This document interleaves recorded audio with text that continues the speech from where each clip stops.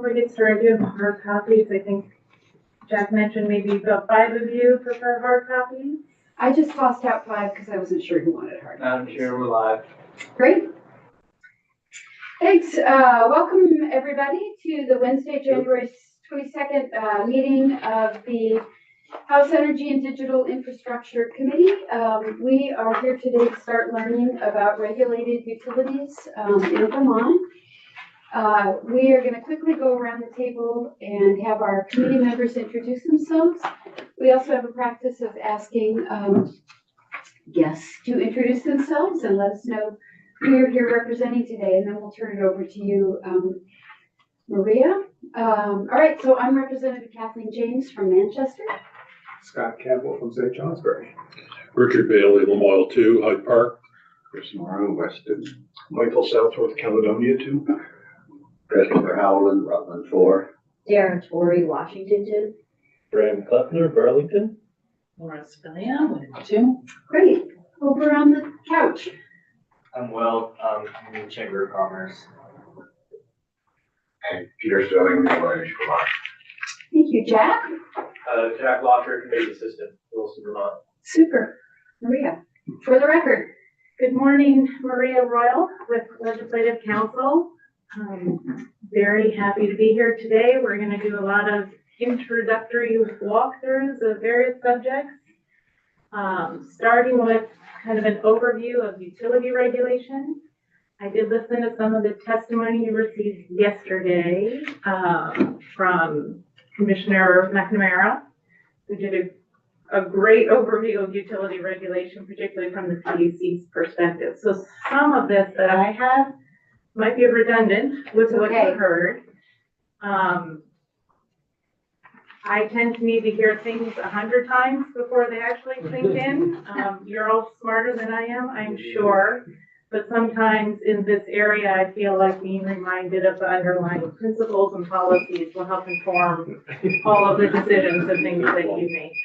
I do have, before you launch into one time management question. I am trying to get better at keeping our committee on time, and we do have a lot of questions as a group. So our next presentation is at 10. I'd like to give people a 10-minute break. So how long do you think is your presentation? I want to make sure we don't push and then have to cut you off. Yeah, I think an hour is probably more than enough time, especially given what you heard yesterday. Super. So Okay. I don't think we'll have any problem meeting that deadline. Great, and we can go ahead and ask our questions. We're gonna be okay. Yes. All right, so folks, we will try to wrap at 9:50 with a 10-minute break before our 10 o'clock. All right. Pardon? Which is Maria. Which is Maria. All right. And if we really go fast, we can move on to the next We topic. certainly So can. Whatever works for you. Great. All right, thank you. Okay. So these are, I'm just looking at the table of contents now, and Jack, thank you so much for following along online. I appreciate that. So the topics we're going to discuss generally, and these apply to all industries that are regulated as utilities, the underlying principles. Why we regulate certain private companies heavily as utilities. What is regulated? What are the subjects of regulation? Who is regulated in Vermont, the various industry sectors, and how, and then who the regulators are. So, Public Utility Commission, Department of Public Service in Vermont. That's just to give you a heads up, because I might refer to them before we actually talk more specifically about what their responsibilities are. I was wondering where the one was with my notes on it. That's great, thank you. That's actually the only page I have notes, so I thought, well, it's gonna help somebody, if not me. So, why we regulate? Obviously, if it's a municipal entity, the regulator and the regulated is the same entity, but when you're talking about private businesses, typically going to the extreme of economic regulation, for example, setting prices, was challenged initially because it was considered heavy-handed, and you don't do that to private businesses and their private property and in commerce generally. So there was litigation, and references yesterday in the 19th century, this issue came up. And one of the leading cases, Munn versus Illinois, was in 1876. And it concerned a state law in Illinois where the state attempted to regulate set prices for grain warehouses. Right? So it had to do with the shipping of grain through various warehouses that were owned by a few entities, but it was essential to commerce to have the grain transported throughout the country. So in that case, the grain warehouse owners challenged the law and said, you can't, this is our private property, you can't regulate us. And what the court held, and this is carried forward, and the reason why I'm spending time on it, because it's carried forward since then, and you'll notice that as you think about potentially different industries, how to regulate them, whether to regulate them, these same principles keep recurring. So that's why I'm spending a little bit of time talking about something that happened in 1876. But what the court held there was, because these warehouses were essentially monopolies, and by that they looked at, it would not be reasonable given the high infrastructure costs to build the warehouses, given that there are incumbent existing warehouses, it would not be reasonable for new entities to enter the market and provide the same service. There were already these giant warehouses, and it was through these warehouses that all the grain went to ship the grain throughout the country. And so because of their monopoly status, the court held it's a very important function that you serve for commerce. You should be available. You have the privilege of having a monopoly, and you shouldn't use that to extort people who want to use your warehouses for business. And so for the privilege of having that monopoly, the state said you need to be open to everybody, you can't discriminate, and you have to offer your service, your storage on reasonable terms. So rate regulation is what they held. And that was a big deal for the state to exercise its authority, its police powers to protect the public interest. And so when you think of natural monopolies, when you think of something that's affected with the public purpose, not just an amusement park, but shipping, participation in commerce, the availability of members of the public to participate, that's when the state can exercise its authority in what was considered then kind of a heavy-handed way. So, and again, I really wanted to just explain that because this conversation comes up repeatedly. So, promise now we're going to just almost leave the 19th century. But so in terms of the things that are regulated, and we're going to talk about each of these in detail. So obviously the rates, quality in terms of service, financial management, making sure that the companies, if they're important companies delivering essential services, that they are doing a good job managing their companies. They're not being frivolous, wasteful with money, but they're also in good health because they're considered important to the public, the service that they provide.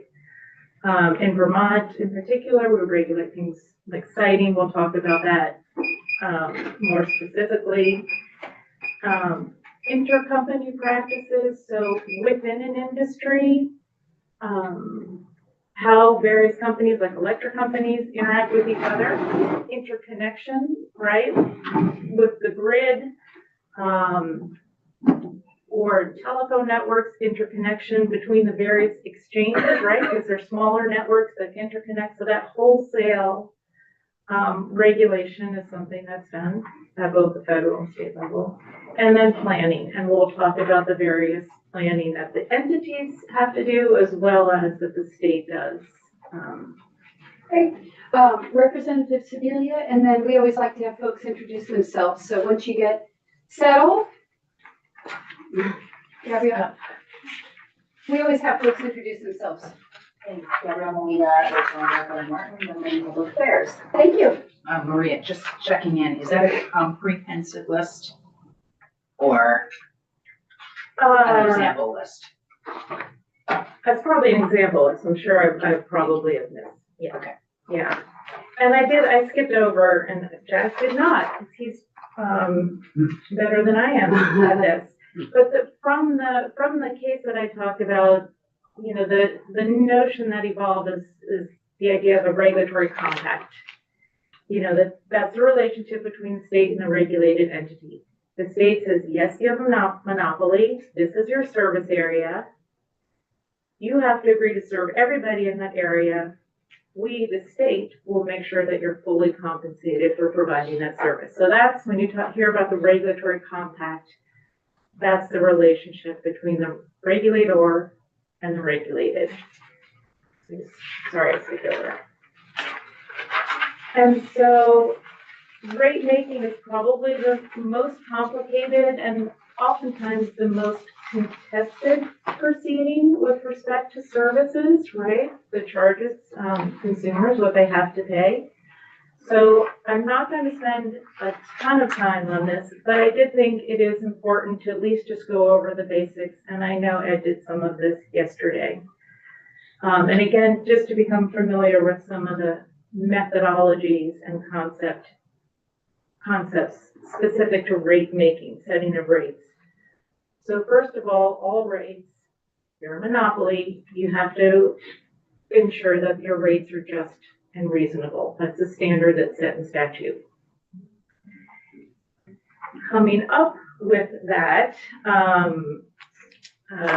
those numbers, those rates for different classifications, traditionally, there are two methodologies that are used in Vermont for utilities. One of them is the traditional cost of service method. And basically, without looking at the weird formula that I have up there, because it's represented in different ways, but basically, the utility can cover its prudent, used, and useful costs that it incurs in providing the service, plus a return on its investment, so it can earn a profit. Okay? Yeah. Is reasonable defined in statute or quantified in any way? What's a reasonable rate of return? So that's exactly the type of thing that comes up and why these proceedings can take 7 or 8 months. Okay. Right? So there's a lot of evidence. There are economists, there are scientists, there are lots of experts participate to try to come up with, is this reasonable? You invested in this. Was this to the benefit of the consumers? Do they actually use it? Is it necessary for the service? Those are the very types of things that get worked out in each tariff or proceeding to set the rates. Yep. Representative Stuff. Is there any limit to how often a utility can request rate increases? So that's a great question. I don't think there is a limit, and I don't know what the average term is, right? Because it's a long proceeding generally. But if there's a change, price of fuel goes up, or there's a change in their costs, then they can petition the PUC for a rate increase and then go through the process. Now, all the variables, you know, when you can do that or how quickly the PUC can take action, I need to explore that a little bit further. Okay. Yes, thank you. So we're talking rate case, when In a rate. a utility's coming in for a rate increase. Yes. The cost of service is what Yes. is being determined. Okay, Yep. thank you. And so I did put a formula here, and I'll go through, you know, what that means, but I think it's pretty straightforward. But so the R in this instance means the revenue requirement. That's what they need to make in order to continue providing the service, right? The O are their operational expenses. So their costs of staff, fuel, whatever. And then the V represents the value of their assets. So all of their assets, less any depreciation that's allowed for their infrastructure, their assets. And then that little R is the return on their investment that they're allowed to get, how much profit they're allowed to get. And that varies without getting into too much detail. In Vermont, that's it's called the weighted average cost of capital. So that's their debt service. So if they borrow money, how much interest do they have to pay? And then how much does the PUC say is permissible for investments in infrastructure? Because you allow shareholders to recover a profit and the PUC says up to 7% or whatever. I'm not sure what it is. And basically it averages those two numbers. So I hope that wasn't like going a little bit too far down, but I just want you to be familiar with the kind of the basic concepts because they do sort of come up periodically. And then of course, once you come up with a revenue requirement, then you allocate it based on the customer classes, residential, commercial, industrial, the heavy manufacturers. And then as I said yesterday, I didn't even realize that for electric vehicle charging stations, that they're almost becoming their own class as well. So. Could I ask a quick question? Yeah, sure. So right now we have no regulation of electric vehicle charging stations, right? So that's what I understood from I the chair. don't, The chair. that we have no regulation of Yes. them, or that they're not a rate. We have no rate Classification. regulation of Oh, electric vehicle charging. I don't know the answer to that. Okay, I will find out. that's what I got from the Okay. chair yesterday, but Okay. it'd be interesting to find out. So the other method that is sometimes used in Vermont has two different names because it's come up in two different contexts. Incentive, or sometimes you'll hear alternative regulation. So I'll talk about incentive regulation, although they're very similar. First, because that came up first in the context of telecommunications. And basically, so in short, when you hear incentive or alternative regulation, this is an alternative from the traditional cost of service. Usually it's faster, and it's because there are other factors that should be considered than your basic revenue requirement formula. So for example, in telecom, because it's become in some areas increasingly competitive, right? There are new voice telephone providers entering the market. The PUC and the state determined that there was less need for the intense rate-making case for telephone rates, right? That the market itself would ensure that the rates were lower. So, Consolidated, for example, operates pursuant to an incentive regulation plan. So their basic rates are capped. The basic plan, local calling, or basic minimum plan is capped. They can't charge more than that, but other than that, they're not really regulated. And they don't have to file every time they want to adjust their rates. They don't have to go through a whole proceeding. And again, that's because the determination was made that it's a pretty competitive market now, and they're not gonna, there's no incentive for them to charge exorbitant prices. So that's in the telecom world. In the electric world, alternative regulation, the rationale is different there. It's not about competition, right? In that sphere, it has more to do with decoupling the revenue with the profit. Because if an electric company makes money by selling more electricity, but the state is trying to conserve electricity, you want to align their goals with the state's goals, right? So you don't want them to be incentivized to sell more electricity. In this kind of what's called revenue decoupling, instead of having the sales and revenues linked, they are required in some instances. Green Mountain Power and Vermont Gas are two companies that are subject to alternative regulation plans. They might have to meet performance measures, selling less, or having, I actually don't know the specifics of their plans, but meeting certain goals, like having energy efficiency goals, or having products available that help consumers meet efficiency goals, but not suffering a diminution in their profit, right? So trying to balance, making sure they provide the service, meeting the, what the state determines are goals that are not necessarily aligned with profit, but ensuring that they can continue to do business and not suffer, that they're incentivized. And so alternative regulation proceedings are typically shorter than a traditional rate case.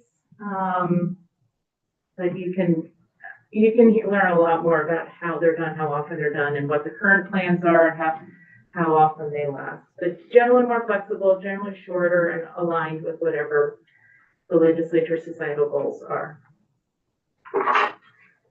Did I say we'd be done by 10? Because I feel like I spent more time than I thought, but I swear it's gonna go faster. But if the team's like, no, it will go faster.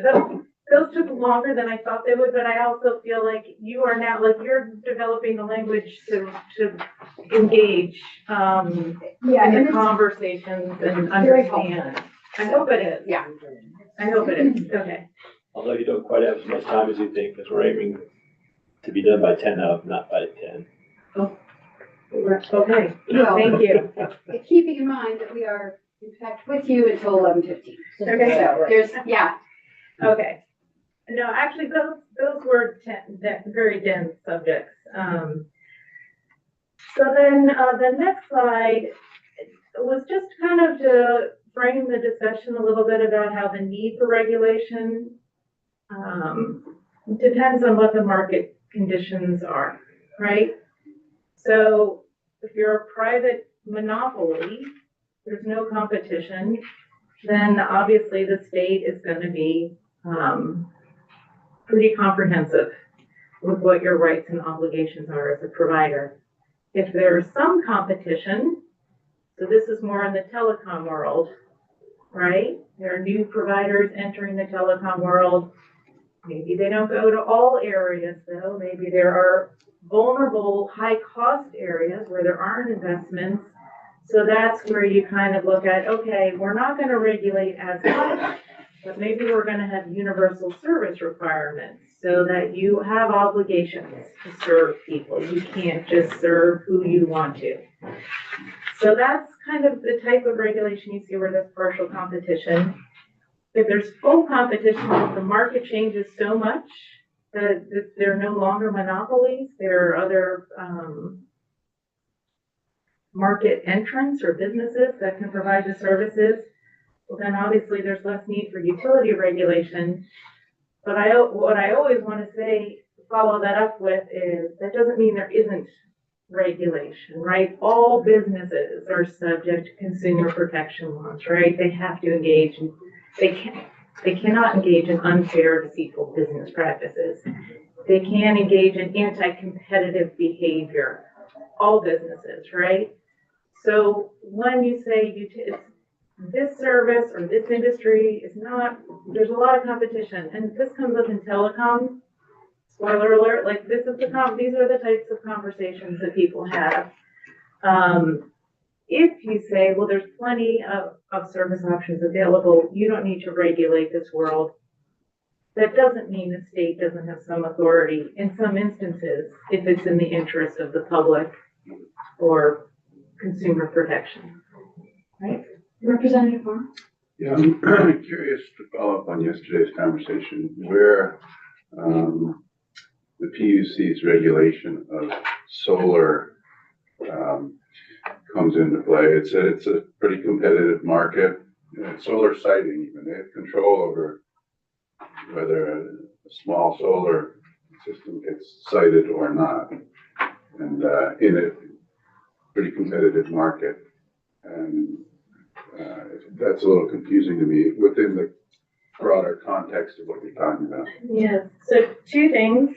One, we're going to talk a little bit about the siting issue of merchant generators, because that, you're absolutely right. They're not utilities, but they're part of this whole ecosystem in the energy field, and the siting is the one place where the PUC definitely comes in and looks at where they're constructing. Two, more importantly, I'm not the energy person for our office. That's Ellen Tchaikovsky, who you all know. And so she's much more well-versed on the energy side of things. So I will make sure to kind of circle back with her on a few things and you'll hear from her. So, because I'm not, other than citing, I don't know if there are other. Thank you. Great.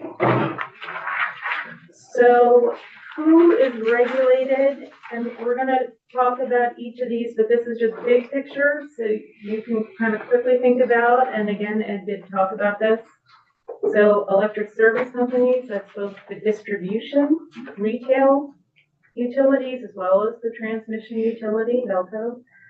The energy generators and storage, whether they're utility-owned power generation or merchant private generators.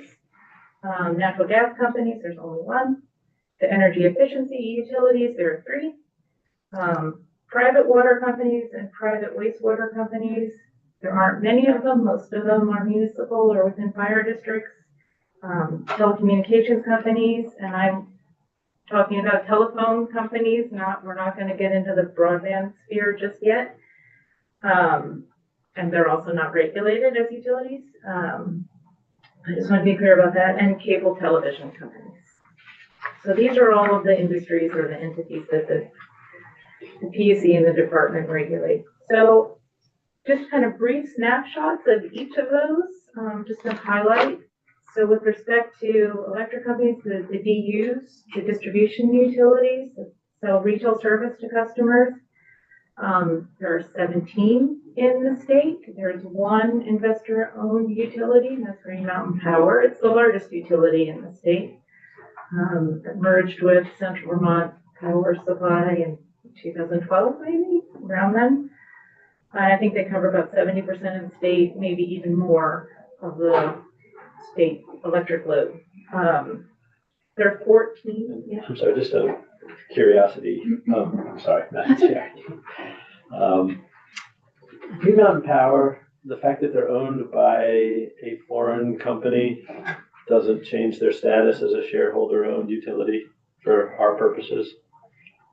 So, doesn't change their status, but definitely something that the regulators are aware of. And that issue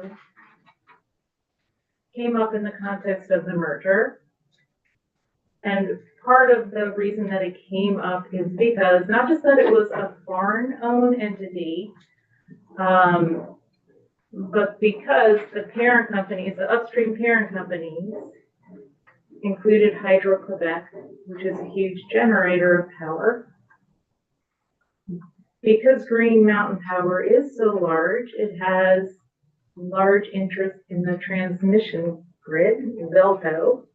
So now we're talking about power generation, transmission, and distribution. So that vertical integration with GMP and how much influence do they have given their size and given, again, not because they're foreign owners, but because they have an incentive to sell their power, not just in Vermont, but to other New England states. That's something, so that is absolutely something that's looked at and considered how that affects Vermonters. Yeah. But were you raising it like national security issues? Because grid reliability in general, more at the federal level, definitely. I mean, really what I was interested in was Green Mountain Power. I mean, if it's a shareholder-owned entity, there's one shareholder. Is that fair to say that the parent company is its sole shareholder these days? Maybe so. Yeah. They'll be in front of it. Yeah. They're coming in Friday, Okay. so let's, Perfect. yep, Yeah. so 9:30. Rep. Torrey. A quick question for you. In the 17 DUs, where's Global Foundries? Because it's a utility, and the renewable energy standard that only has the one customer. So is it an efficiency? No, it's right Global in the Foundries? res. Global Foundries is its Yeah. It's yeah. Oh, so it may be because they provide their own energy for their own, they're not offering electricity to the general public. Right. There's no retail sales. So So they're not even. They're not even. they're breaking away from Green Mountain Power. It's a process over a couple of years, and by the end of 2026, they'll be their own district, they'll be their own utility. So they're on their way. Yes. Okay. Could you, sorry, identify yourself for the record, Sorry, please? Peter Yep. Sterling, Renewable Energy Vermont. Global Boundaries is in the process of becoming its own utility and separating from Green Mountain Power. That'll be completed in 2026. Okay. Perfect, I did not know that. So 14 municipal departments, and I just mentioned here Vermont Public Power Supply Authority, it's a state-created entity, and it works with the municipal electric departments, helps to share resources, purchase power. Not all of the electric municipals are part of it, 11 of them are.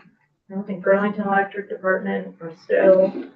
Anyway, that's just an entity to be aware of. And then there are 2 member-owned cooperatives, Washington Electric Cooperative and Vermont Electric Cooperative.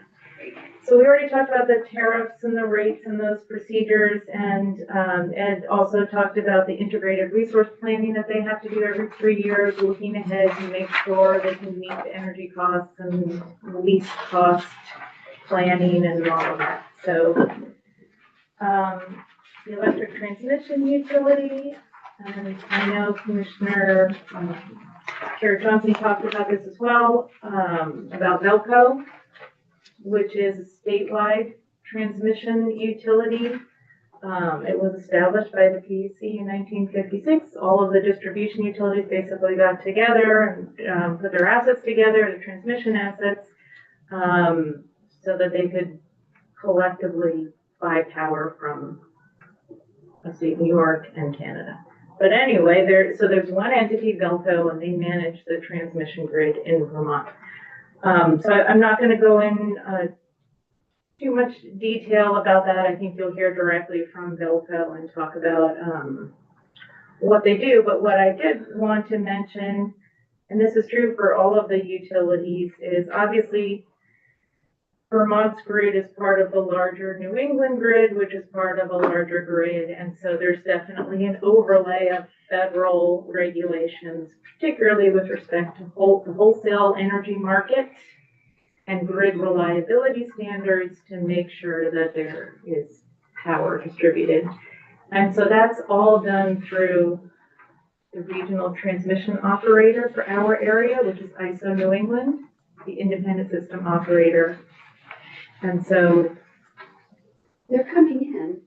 I believe they are coming in tomorrow. Tomorrow. Yep. Okay, so you'll hear more about what they do. And that's all through FERC, the Federal Energy Regulatory Commission.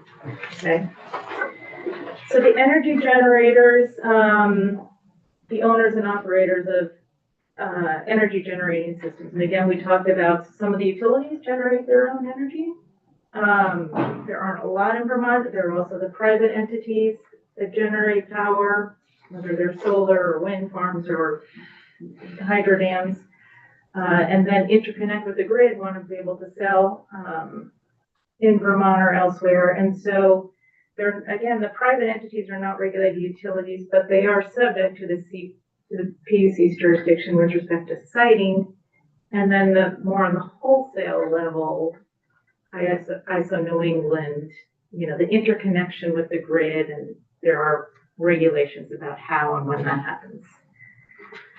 And that also applies to energy storage. So batteries, large battery facilities. And there are thresholds, and I don't know what they are. Ellen is also the land use and siting person, so she will talk about this process, which you'll sometimes hear referred to as 248 siting in the electric world and 248A siting in the telecom world, just to make that distinction. Natural gas companies, again, only one, same parent company as Green Mountain Power. Primarily, they provide thermal energy service through the Trans-Canada Pipeline. They're a regulated monopoly. They also do the the integrated resource planning, and they also are subject to an alternative regulation plan, the details of which I don't know about, but they have some flexibility with their rates there. They're also an energy efficiency utility. One of the three. One of the three, and we'll talk about each of those on the next page. Good question. If hypothetically our federal government was to impose a tariff on a foreign country like Canada, would it, apply here? I don't know if it would apply at the wholesale. Depends on Yeah. how they structure it. Yeah. Yeah, okay. So briefly about the energy efficiency utilities, they were established around 1999, 2000 by the state, to reduce energy consumption and costs. There's an energy efficiency charge that all electric and natural gas customers pay as a percentage of their hourly usage, electricity. And the three utilities in Vermont are Efficiency Vermont, which is a statewide entity. Burlington Electric is its own EE or its own efficiency utility, and as well as Vermont Gas, which I just mentioned.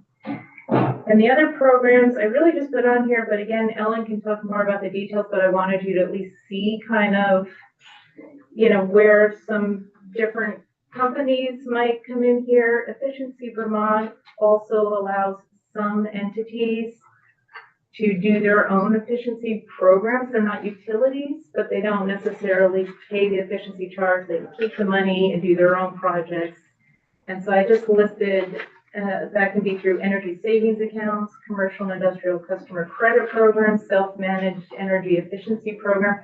They're just different programs that Efficiency Vermont makes available, mostly to commercial customers. There's some flexibility there. What does QPI stand for? Quantitative Performance Indicator, yes. Thank you. Okay. So then private water and private wastewater companies, again, there aren't many of them. They are subject to rate regulation.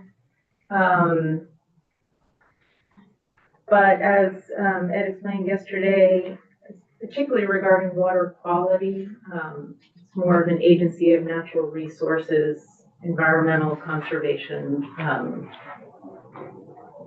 issue, water quality issue. So that's where those issues tend to come here. And Mike O'Grady is our water expert for legislative council. So to the extent you do want to get into the details, he'd be more helpful to talk about how those companies are regulated or what they have to comply with.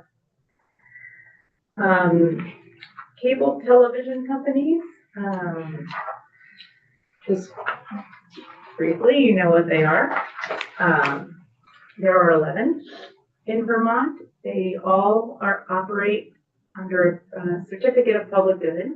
You have to receive a CPG in order to operate in Vermont, and it's issued by the PUC, which is considered under federal law the local franchising entity authority, local franchising authority. The state, we're preempted. We don't regulate rates or programming, but we can sometimes, if they want to extend to their services, there's some regulation about when they have to extend services. If a certain number of customers request service, there may be some contributions that the customer needs to make, but that line extension process is regulated. And then the other thing I just wanted to highlight, cable television companies pay a franchise fee in Vermont of 5% of their cable television revenue, their gross cable television revenue. And that is a fee that states are allowed to charge under the federal act, up to 5%. Vermont charges the full 5%.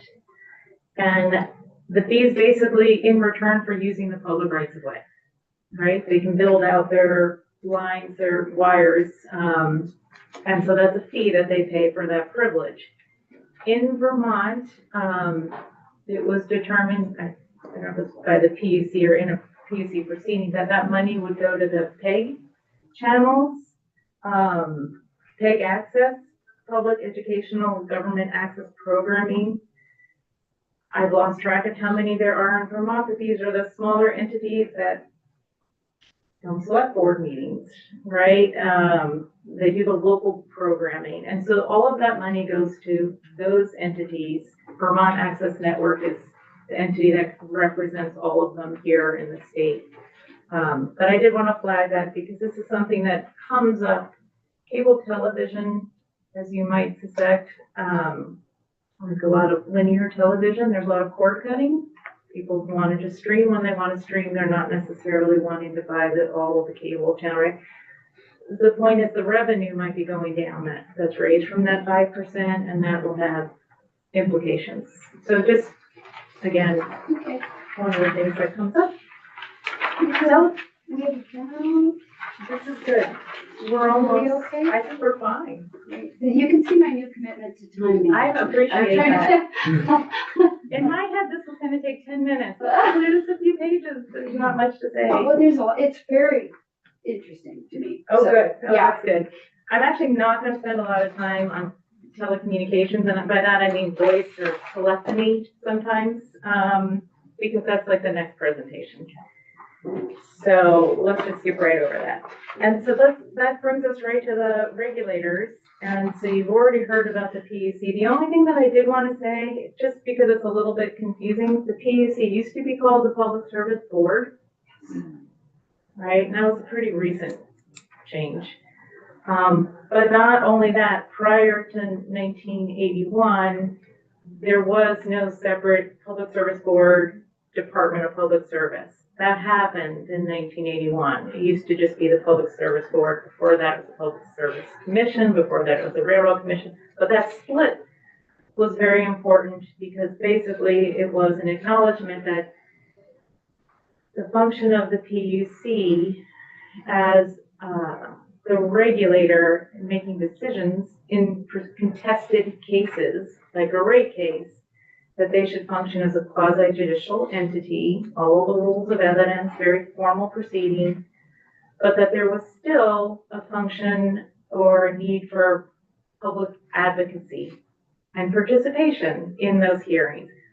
But it was important to separate the two. So the department does the advocacy and representing the public interest in PUC proceedings, also does planning and consumer protection type things. Okay, so I just wanted to mention that. On that next, Jack, can you flip to that next slide? Great. And the other thing, I think you heard from Representative Harrison about budget adjustment. I don't know if there are budget issues, but in this area, just again to be aware of the department and PUC they're considered self-funded. There's a gross receipts tax on all of the regulated utilities. It's collected annually, and it goes to the two entities to pay for their regulatory responsibilities. Also, application fees separately, and this came up because of the merchant generators, the private entities that weren't paying for regulations because they're not utilities. So at one point there was conversation about you're applying for a CPG to cite your energy. It's taking up a lot of resources, so the application fees became an issue where the PUC came to the legislature and said, we need to raise our fees. We need to make more money to regulate this aspect, right? So, and they also have bill back authority in proceedings. They can bill back the utilities to some extent. So I wanted you to be aware of those three funding mechanisms. And we've already really talked about the PUC, and I don't know why that graphic is of a sailor. I don't know why the nautical theme, but, and in fact, a lot of the graphics, I guess, was like default setting, and so, but that one in particular was funny. I expect them to wear like captain's hats and things now. They're steering the ship. Yes, I do. yes. I think you're about to get there, about who sits on the PUC and how they're appointed and. So there are three commissioners, and they're basically appointed like Superior Court judges. There's a judicial nominating board, the governor selects from the board, there's a whole process. But they're really like judges, and they have 6-year terms. And so very different from the commissioner of the public service, which serves at the pleasure of the governor. And so the idea was to insulate them a little bit from politics. So it's a professional, they're appointed and confirmed, but it's essentially a professional. Yes. Commission. Yes. And the other thing I just want to mention, in addition to like rate contested cases, the board also, the PUC does workshops and investigations. So if there are issues that you're interested in learning more about, as you're aware, you've heard some of the reporting and some of the analysis that they do. And the Department of Public Service, we already pretty much covered this and their role, again, executive branch entity. So they do advocacy, and I just put some of the standards there that they apply when they get involved in proceedings before the PUC, the interest. The one that was more recent under advocacy, that last one, the department gives heightened consideration to the interests of ratepayer classes not independently represented in PUC proceedings. So sometimes in a rate case, you might have commercial entities that have the financial wherewithal to participate fully, hire attorneys. In such instances, the department is asked, give heightened consideration to those people who are not represented, who don't intervene and have intervener status and an attorney, right? So I just wanted to highlight that. The planning, the department does a comprehensive energy plan, as you know, a climate action plan, and a telecommunications plan, which we'll talk about. Yeah.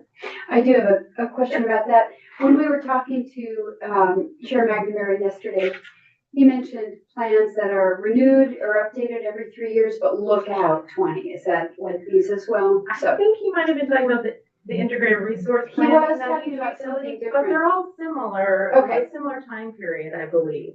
So every 2 or 3 years, they get updated to look out at that 20-year. I don't know the comprehensive energy plan, maybe. No. The Campbell, that's like how often that's updated. Might be 4 years, but I could be wrong with that. 4 or 6 years? 6 years. Okay. I just wanted to ask about the climate action plan. Is that separate from what the climate council comes up with? Is it same name? Oh, I'm not certain. I think it's the same thing, but I don't typically follow that, so I would want to make sure I'm not wrong. I type it on that. Participate in the process. Yeah. Okay. Yeah. The department does mapping, cell towers, mobile wireless coverage, broadband, and we'll talk more about that. And then consumer protection. And the last thing I'm going to end with are just some common themes that come up across all industries.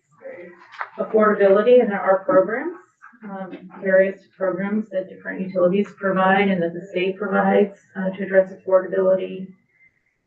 Equity and justice, trying to ensure that all services are available to all people. Resiliency and redundancy of networks gets to the reliability of issue, particularly with weather events, making sure that service is provided. Cybersecurity, obviously.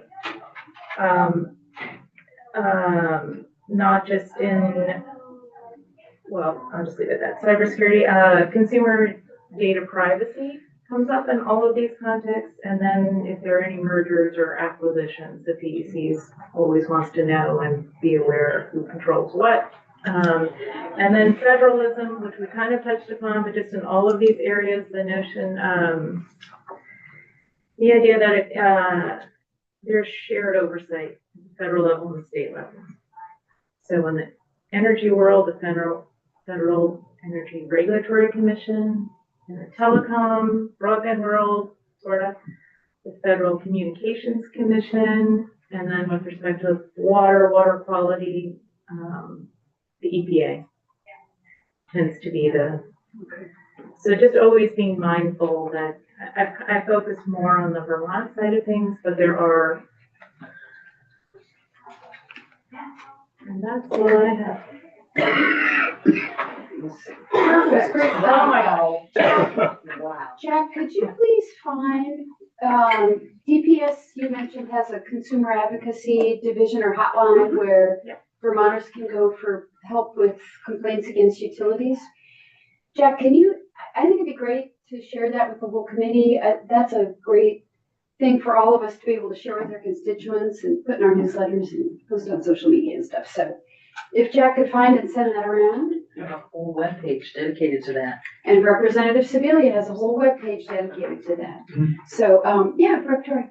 I just want to add, because I heard from a constituent about propane prices. And that is not a consumer issue that you would send over to the Department of Public Service.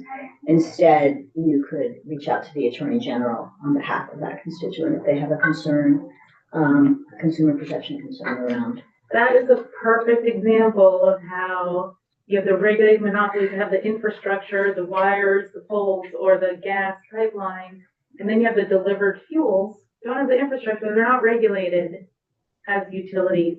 However, they do have to comply with consumer protection rules, and the Attorney General has rules that apply to the fuel dealers. When you have to remove a tank, when you can disconnect service, and so that I meant Perfect. make that point. All right. On-time arrival.